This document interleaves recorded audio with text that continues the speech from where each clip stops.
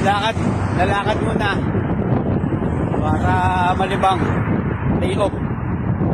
Pasyal muna tayo sa mall. Kakanin lang natin papuntang mall. 1 hour. Papunta sa mall, 1 hour.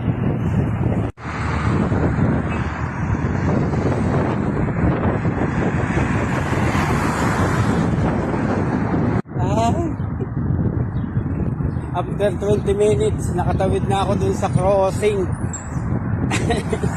Ang hirap tumawid dun sa crossing. Delikado, daming sasakyan.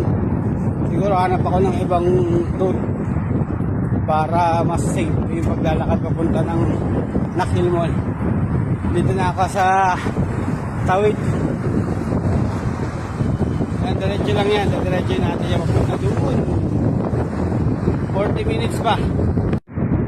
Mahangin ngayon. Hindi masyadong magandang maglakad. Masyadong mahangin. Kaya yung gumagalaw yung mga puno ng dates. Diretsuin pa natin yan. Nalalakad tayo. Balik ako kayo ulit.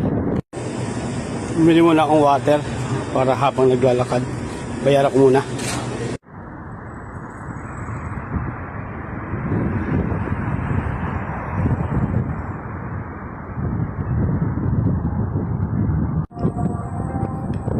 Nakakaaliw maglakad eh. Ang daming restaurant. Puro pagkain eh.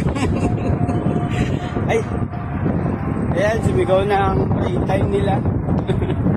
Ay, lakad ako eh. Nakita ko pa isang kabayan natin na florist din eh. Dati sa Aljuri.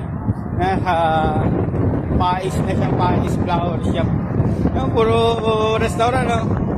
Talagang hindi ka makakaligtas.